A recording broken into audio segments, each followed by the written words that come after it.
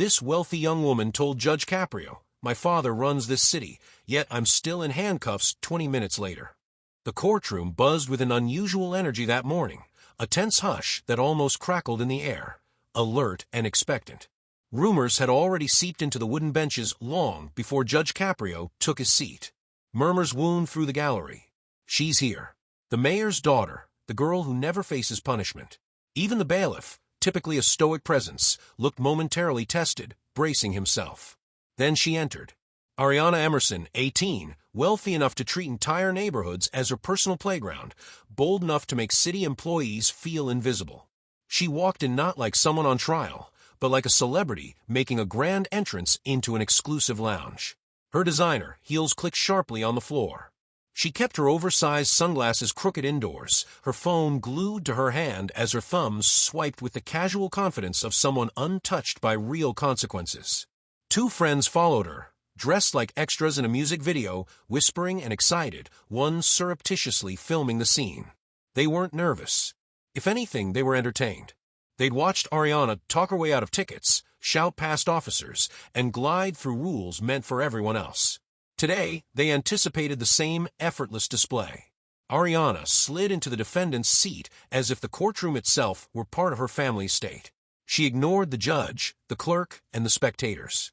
Instead, she tapped her nails with impatience and flicked a strand of hair from her face, like shooing away an annoyance. The bailiff announced the case, City of Providence versus Ariana Lee Emerson. Judge Caprio lifted his gaze from his paperwork, surveying the scene with the calm, patient demeanor he had maintained through thousands of previous cases. "Good morning, Miss Emerson," he said, his tone polite and measured, offering her the respect she had yet to extend in return. She didn't respond verbally. Slowly, theatrically, she removed her sunglasses and placed them on the table. Her gaze met the judge's, a look balanced between boredom and self-assured superiority. Then she spoke, loud enough for everyone in the gallery to catch, her words cutting through the tension like a knife. "Let's just get this over with. My dad runs this city." A wave of shock swept through the room, a few people even gasped. Her friends exchanged knowing smiles, nudging each other as if she delivered a perfectly timed punchline. But Judge Caprio remained unmoved. No flinch, no remark, no raised voice. He merely set his pen down with the calm finality of someone sensing a storm approaching. "Is that so?" he asked evenly, his voice devoid of sarcasm, tinged with curiosity, like a teacher questioning a student blissfully unaware of their lack of preparation. Ariana shrugged slowly, a gesture meant to radiate confidence, but instead exposing her youth. "Obviously, so whatever this whole thing is, we can wrap it up. My dad will take care of whatever you need." Judge Caprio inclined his head, as if she'd spoken sensibly. "Very well," he said. "Let us proceed." The clerk began reading the charges aloud, carefully and clearly. Reckless driving, 47 miles over the speed limit. Running a red light in a crowded downtown intersection. Nearly hitting a pedestrian with a stroller. Verbal harassment of an officer. Attempted influence via a public official's position. Ariana didn't flinch. She examined her nails, poked at her cuticles, whispered jokes to her friends throughout the reading. When clerk finished, she finally acknowledged the judge again, tilting her head back with a lazy smirk. "Look," she said, reclining in her seat. "I get that you have to read all of that, but none of it actually matters. I wasn't going that fast. The pedestrian blew things out of proportion, and the officer had an attitude. I've already spoken with my dad. He'll handle it." The judge's silence lingered, heavy enough that even Ariana's eyes flicked up, puzzled. When he finally spoke, his voice was soft, but every word carried weight. "Ms. Emerson, before we continue, I need to know something very simple. Do you believe the law applies to you?" Ariana blinked, amused. "It applies to people who don't have lawyers or parents like mine." A low, uneasy murmur ran through the gallery. The judge studied her, letting the moment stretch long enough to thicken the air. "The law," he said finally, "applies to all citizens of this city. Every one of them, including you." She rolled her eyes. "If you say so." Her flippancy didn't faze him. Calmly, he opened a folder marked with a red tab, separated from the others, and focused his attention on its contents. "Ms. Emerson, before we move forward, the court has received additional documents pertinent to your case." Ariana barely lifted her gaze. "From whom?" "Your father." Color drained from her face. The gallery stiffened. Even her friend's smiles faded. For the first time since entering the courtroom, the arrogance etched into her features wavered ever so slightly. It was the first fissure in a carefully maintained mask she had worn her entire life, and Judge Caprio had only just begun. The letter rested atop the file, like a silent verdict. Caprio made no dramatic gesture. He simply held it, the way one might cradle a truth poised to unravel someone's most cherished story. "For the record," he said, measured and steady, "this court has received a written statement from Mayor Thomas Emerson concerning this case." Ariana's composure slipped another fraction. He sent something?" she asked, her surprise betraying her more than she intended. "He did," Caprio confirmed. "Would you like me to summarize it, or shall I read key passages into the record?" Ariana swallowed hard. "This is ridiculous." "He wouldn't. He knows I didn't do anything wrong." The judge didn't answer her thoughts. He glanced down at the page and began reading. "First," he said, "Mayor Emerson conveys his respect for this court and for the officers involved. Second, he states he did not authorize his daughter to leverage his name, his office, or his position in any attempt to influence legal proceedings." The words struck with quiet weight. Ariana's friends exchanged uneasy looks. One slowly lowered her phone into her lap. "Third," Caprio continued, "he requests that his daughter be treated as any other citizen of Providence under the law. He writes, and I quote, 'If Ariana has violated traffic laws or shown disrespect to law enforcement, I ask that the court handle her case without favoritism or special consideration. I will not interfere.'" The gallery's response was subtle but unmistakable. A murmur of surprise, a collective exhale, like a city finally seeing what it had long suspected. Ariana stared at the judge, stunned. He actually wrote that," she demanded. "He's the mayor. He can't just—" "He can request fairness," Caprio said gently. "And that is exactly what he has done." For a fleeting moment, Ariana appeared less like the city's golden girl, and more like what she truly was, an 18-year-old whose safety net had been yanked away in front of a room full of strangers. Her old attitude surged back instinctively, a reflex she didn't know how to live without. "He's just doing it for appearances," she snapped. "This is politics. He'll fix it later." The judge tilted his head. "Ms. Emerson, the only person who can take responsibility for your actions is you. Your father's letter doesn't accuse you. It does something far more unsettling. It refuses to excuse you." He set the letter aside and opened the main case file. "Let's go over what happened," he said with calm authority. "You are charged with driving 47 miles per hour over the limit, running a red light, nearly hitting a pedestrian pushing a stroller, verbally abusing Officer Reed, and attempting to use your father's position to avoid consequences. How do you plead?" Ariana crossed her arms. "Not guilty." She believed the whole situation had been blown out of proportion. "I didn't almost hit anyone, and I wasn't going that fast. The officer was targeting me." "Did you or did you not tell Officer Reed that your father owns this city, and that he would regret issuing a ticket?" the judge asked. Ariana's jaw tightened. "I don't remember the exact words. People say things when they're upset." The judge gave a single nod, as if he had anticipated that response.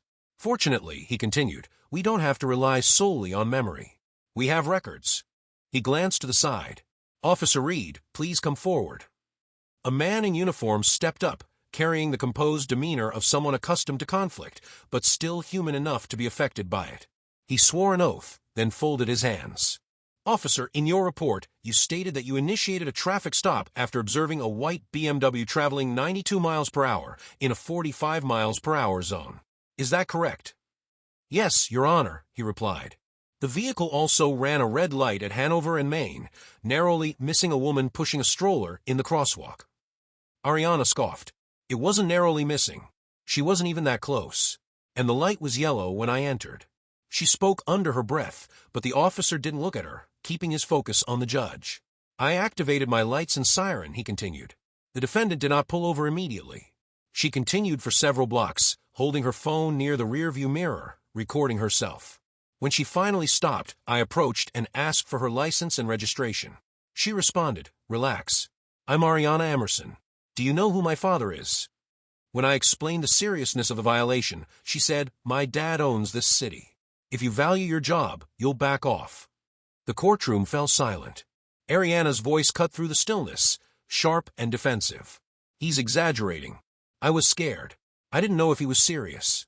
I was just trying to protect myself." Did you or did you not throw your coffee on the street and say you'd be washing sidewalks afterward? Caprio pressed. She hesitated. Her friend avoided eye contact. Maybe I said something like that. People say things. It doesn't mean anything. The judge's gaze remained unwavering. It means something to the person who heard it, he said softly. And it means something to this court. He shifted slightly toward the clerk. On the monitor next to the bench, a small thumbnail with a timestamp flickered to life. Officer Reed, did your body camera capture this interaction? Yes, Your Honor, the officer responded. Both audio and video. Caprio nodded. Very well. Before we play it, I want to address those watching from home. His eyes didn't move to the gallery this time. They went past it, reaching for the unseen audience beyond the camera. If you're watching this and believe that neither wealth nor family ties should place anyone above the law, tell us in the comments where you're from. And if you're over 50, I encourage you to subscribe to this channel. What you're about to see isn't just a traffic stop, it's a measure of whether justice in this city still holds meaning. He turned back to the clerk. Please play the relevant section of the body camera footage. Ariana's jaw tightened. You can't show that, she blurted. It's private. I didn't agree to. Ms. Emerson, the judge interjected softly, the moment you involve your father's office, your words ceased being private. They became part of the public record. This isn't about embarrassment, it's about the truth. The gallery seemed to lean forward, as if holding a single breath. On the screen, the pause icon lingered, poised like the moment before a verdict. In just a few seconds, Ariana Emerson would hear herself played back in a courtroom that had finally stopped being impressed. For the first time, her name wouldn't protect her, it would serve as proof. Her voice exploded through the speakers before the image fully appeared on screen, sharp, entitled, slicing through the courtroom like a blade steeped in arrogance. Are you serious right now? Do you even know who my father is? There was no fear in her tone, no hesitation, only the voice of someone who had never faced the word no without a cushion below. The footage widened to show her white BMW parked at an angle, music still blasting, phone held high as she live streamed. Guys, look at this clown, she said to the camera. He's seriously trying to stop me. Relax, babe. My dad owns half the city. A sharp intake of breath rippled through the gallery. Even Ariana's friends sank in their seats, embarrassed, almost trying to vanish. Officer Reed stayed calm. Ma'am, I need you to lower your phone and show me your license. Ariana tossed her hair back, leaning in her seat, sunglasses reflecting the squad car lights. You don't need anything. Walk away before this gets embarrassing for you, not me. The real Ariana in court snapped, pointing at the screen. That video is taken out of context. I was scared for my life. Judge Caprio turned toward her slowly. Ms. Emerson, fear does not sound like mockery. It does not sound like live-stream commentary for entertainment. Ariana's breath quickened, but she remained standing, jaw set. The footage went on. Officer Reed held out the citation book. Ma'am, I need you to. Ariana cut him off loudly. Write it. Write whatever you want. My dad will erase it.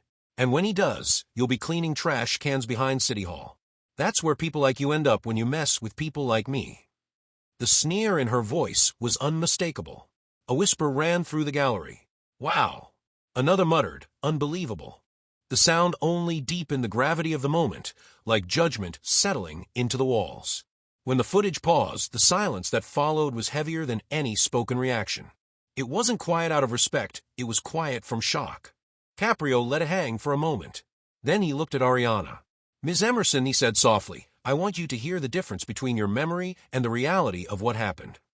A moment ago, you claimed you were scared. Yet the video shows confidence, mockery, and abuse of authority.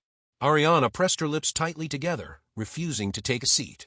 Do you deny it? He asked, turning back to Officer Reed. Everyone says that your father controls this city. She gripped the edge of the defendant's table. People say foolish things when they're upset. You're acting as if this were some crime against humanity. The judge's voice stayed calm. He didn't need to raise it. I am reacting, he said, as a judge observing a citizen threaten an officer by flaunting her father's influence. That is not childishness. That is corruption. Ariana blinked sharply, as if struck. Officer Reed spoke with quiet firmness, not anger. Your Honor, I'm not asking for special treatment. I just want to do my job without someone using political clout as a weapon. Ariana dropped her eyes. For the first time, her fingers shook ever so slightly. And there is one more piece of evidence, Caprio added. She snapped her head up. What now? He nodded to the clerk. The pedestrian. Ariana froze. The woman pushing the stroller, Caprio clarified. She reached out to the court after realizing her near collision involved the mayor's daughter. Ariana's tone sharpened immediately. Oh, come on. She wasn't even close to the car. She probably just wants attention. No, the judge said softly. She wants safety. The clerk opened the file. A written statement appeared on the monitor. Ariana's face drained of color. Caprio read aloud. I was crossing the street with my son when a white BMW ran a red light. I had to yank the stroller back so fast I almost fell. If I'd been just 1 second slower, the car would have struck us. I'm reporting this not for revenge, but because I refuse to accept that being a mother should depend on luck. Someone in the gallery quietly gasped. Ariana slumped into her seat without being told. Her voice was faint. I didn't see her. It wasn't like that. Suddenly, she sounded small young, acutely aware of how weak her excuses were. Ms. Emerson, the judge said, you didn't see her because you weren't looking. You were live streaming. You were bragging. You were threatening an officer for responding to the danger you created. Ariana's eyes shimmered, but pride held back the tears. Then Caprio struck with a line more cutting than any formal sentence that would follow. Privilege doesn't shield you from consequences. It exposes you to them. Ariana looked up slowly. No smirk, no eye roll, no recording herself. For the first time since entering the courtroom, she looked afraid, not of the judge, but of herself. And when Judge Caprio lifted the next document, the one marked with the red tab, the atmosphere shifted again, hinting at something Ariana hadn't yet realized. Something that would take her from arrogance to handcuffs. Judge Caprio rested his palm lightly on the folder with the red tab, the way a physician might lay a hand over a chart filled with more than just figures. Ms. Emerson, he began in a quiet voice. So far we've examined what the officers witnessed, what the cameras recorded, and what the pedestrian experienced. But there's another side to this story, one that didn't come from the police, your father, or this court. His gaze shifted slightly toward the second row, where Ariana's two friends were seated. They stiffened immediately. One looked down at her lap, avoiding his eyes, while the other clutched her bag so tightly her knuckles whitened. This court received a file this morning, Caprio continued, submitted anonymously, containing a video filmed inside your vehicle before the incident. Ariana's head shot up. What? She exclaimed. That's impossible. Nobody. She cut herself off mid-sentence, her eyes flicking to her friends. The silence between them carried more weight than any words. One of the girls wouldn't meet her gaze. Caprio made no comment on their exchange. He opened the folder and glanced at a printed freeze frame. A still of Ariana behind the wheel, phone angled upward, smirking, the city visible beyond her windshield. Ms. Emerson, he asked, before you nearly hit a woman and her child, did you record a video of yourself? Ariana swallowed, uneasy. I don't remember. People post things all the time. It doesn't mean anything. You can't just. You will tell me whether it means anything, Caprio interrupted. The video shows you in your car moments before the traffic violation. You speak directly to your audience. You mention Officer Reed. You mention your father. You mention this city. One of her friends let out a small, involuntary sob. Ariana's voice dropped to a whisper. You can't play that here. This is not a private diary, Ms. Emerson, the judge said, still gentle but firm. You chose to broadcast your words to the world. The world simply responded. He nodded to the clerk. For the record, we will not play the full clip. We will review a single statement because it goes to the heart of this case. The clerk read from the transcript. Watch this, guys. This rookie thinks he can pull me over. I'm going to make him regret it. My dad owns this city. Tickets are for people who don't have last names like mine. The words hung in the courtroom like smoke, not loud, but suffocating. Ariana stared straight ahead, as though refusing to react might make the moment disappear. Caprio folded his hands. Did you say those words? She hesitated, eyes glistening but defiant. I was just joking. People say things for views. Do you really think everything online is serious? I believe he was clear that the mother in the crosswalk wasn't some prop. I think the officer you ridiculed isn't a punchline, and I think the laws of this city aren't material for your channel. She flinched. Then he asked a question that cut through her defenses more sharply than any accusation could. Ms. Emerson, when you said your father owns this city, what did you mean? Everyone knows his name. She snapped. He makes the decisions. He has the power. People listen to him. And you? Caprio pressed. Where does your power come from? Ariana laughed, but sounded hollow. From being his daughter. Obviously, that's how all of this works. She gestured vaguely toward the courtroom, the city, the invisible hierarchy she assumed everyone accepted. The judge nodded slowly, as if confirming something he had already suspected. So you're saying he told you that your identity is borrowed power, and that borrowed power gives you the right to scare officers, put pedestrians at risk, treat other lives as lesser? I never said that, she shot back. You're twisting everything. I didn't hurt anyone. Nothing happened. Nothing happened. He repeated it softly, letting the words hang in the room that had just heard a mother describe pulling her stroller back from disaster. Ms. Emerson, the only reason nothing happened is because someone else acted. Someone else stopped. Someone else corrected for your recklessness. That is not innocence. That is luck. Her shoulders slumped a little. You're making it sound like I'm some monster, she whispered. I'm just living my life. No, he said firmly. You're living above other people's lives. There's a difference. He studied her. The arrogance was still there, but the edges were fraying, threads of doubt beginning to show. Tell me something, he continued. When you were a child, did your father ever ask you to set an example? Her eyes flickered, surprised. He said, the family is always watched, she admitted reluctantly. People judge him by what I do. And what did you hear when he said that? Caprio asked. That I could do whatever I wanted, and he'd fix it. No, she said after a pause, voice smaller. That I shouldn't embarrass him. The truth slipped out before pride could edit it. The judge nodded. And yet, here we are. His name, his office, his reputation brought into this courtroom because you treated them as a shield instead of a responsibility. Ariana blinked rapidly, fighting back the tears she refused to let fall. He's the mayor, she said, clinging to her last pillar. He's supposed to protect me. He is, Caprio said. From injustice, not from accountability. The line landed like a quiet explosion. Ariana's hand flew to her mouth. One of her friends whispered, Ari, but the word died before it reached her lips. Then, unexpectedly, a new voice cut through the room. Your Honor, may I be heard briefly? Heads turned. A man in a suit had risen from the back benches, tall with tired eyes. The kind of exhaustion that comes not from lack of sleep, but from years of bearing responsibility. The clerk stiffened. The gallery murmured. Ariana froze. Dad, she breathed. Judge Caprio didn't look surprised. Mayor Emerson, he said evenly. You may sit. This is not your hearing. The mayor paused, then complied, sinking back into the seat. With respect, Your Honor, he said quietly. I am not asking for special treatment.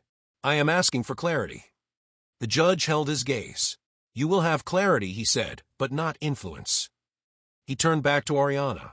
Your father has already addressed this court on paper. He had given up the very power you sought to claim in his name. Do you understand the weight of that? She nodded slowly, letting a single tear slip free despite herself. It means, she whispered, he's not coming to save me this time. No, Caprio said. It means he wants you to learn to save yourself. The courtroom sank into a heavier silence. Outside, far beyond the walls, traffic hummed along. People crossed streets. Life went on, ordinary and unbothered. Inside, an 18-year-old girl, who had always thought her last name was Armor, finally saw it could also reflect her true self. When the judge reached for the last page in the file, its corner marked with a color entirely foreign to this court, the atmosphere shifted again. Beneath Ariana's sense of entitlement lay something she had never imagined, a warrant with her name on it. Judge Caprio lifted the final sheet carefully, as if it bore a weight far beyond a single piece of paper. The courtroom leaned forward collectively, the air itself holding its breath. Ariana stared at the red-stamped document, her chest tightening, her shoulders quivering. Ms. Emerson, he said, his voice gentle yet undeniably firm. Before this hearing began, this court was contacted by the Municipal Penalties Bureau regarding a hold on your driving record. That hold includes an unresolved bench warrant from a previous citation for which you failed to appear. Ariana's mouth fell open in disbelief. No, that's impossible. I've never been arrested. I've never had a warrant. This must be a mistake. It's not mine. Your name, your birth date, your signature, he said calmly, tapping the page once. This was issued 8 months ago after you failed to appear for a reckless driving citation. 3 notices were mailed. None were answered. Ariana's face drained of color, nearly translucent. Her friends gasped. Her father's jaw tightened, but he didn't move. He didn't rise. He didn't speak. Not this time. My office handles thousands of citations every year, Caprio continued. Most are minor. Most are honest oversights. But this file shows a pattern. No, it wasn't me. Ariana shook her head, tears carving tracks down her cheeks. My assistant signs things for me. I didn't know. I thought my dad handled it. The judge leaned in slightly. And that, he said softly, is the problem. You expected your father to bear your consequences. You expected the city to overlook anything with your last name, and when it didn't, you ignored it. Her shoulders slumped inward. Caprio lifted the warrant slightly, letting the bold red letters at the top come into view. Failure to appear. Automatic hold. Mandatory detention upon next offense. Ariana blinked rapidly. Detention? What does that mean? It means, he said, that you were already ordered to be taken into custody the next time you appeared in this courthouse. The moment had arrived. The gallery erupted into murmurs, gasps, a tense wave that rippled through the room. Her friends clasped their hands over their mouths. The officer standing by the wall straightened instinctively. Ariana stumbled backward, her voice trembling. No, please, Your Honor. I didn't mean for any of this. I didn't mean to hurt anyone. I didn't know. Please don't do this to me. Her desperation was raw and unfiltered. Gone was the arrogance. Gone was the bravado. Gone was the girl who once claimed her father controlled the city. What remained was an 18-year-old who had never truly stood on her own. Judge Caprio didn't raise his voice. He didn't scold or shame her. He spoke only the truth she had spent her life evading. Ms. Emerson, this isn't something being done to you. This is something that has finally caught up with you. She buried her face in her hands and sobbed. Your previous citation involved speeding excessively in a school zone, he continued. You endangered children. You ignored the summons. This court cannot ignore that. He folded the page deliberately and placed it on the desk. The warrant is active. You will be detained for processing. Bail will be set by the evening judge, and your case of reckless endangerment will be reopened in Superior Court next month. Ariana froze, her chest tightening as painful gasps escaped her. Jail, she whispered. But I didn't hurt anyone. I didn't. I'm afraid that was not a luxury you were entitled to, Caprio said softly. Others don't get the option of ignoring the consequences of their actions. He gestured slowly toward the officer by the wall. Officer Torres. Ariana's knees gave way.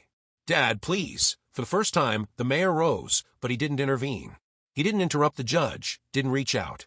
He only whispered fragile and low, Ariana, sweetheart, I can't stop this. Officer Torres approached steadily, without aggression. No shouting, no force, just solemn responsibility. Ms. Emerson, he said quietly, please turn around. Ariana trembled violently, glancing from her father to the judge to the officers, as if anyone could step in and undo what was happening. No one did. Her hands rose, quivering, powerless. The click of the handcuffs rang out, louder than anything else that day. The courtroom offered no cheers, no gloating, no relish in her fall. It simply bore witness to a truth both powerful and inevitable. Entitlement collapses silently. As Torres guided her toward the side door, Ariana's voice broke into a fragile whisper that barely reached the bench. I didn't know it would end like this.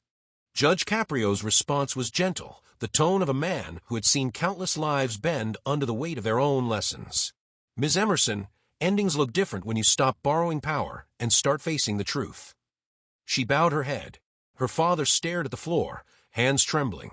The gallery was quiet, the kind of silence that follows an unexpected lesson. When the door closed behind her, Judge Caprio made one last note for the record. The law does not care who owns the city. It cares who respects it. Then, with a single, soft tap of his pen, he concluded, court adjourned.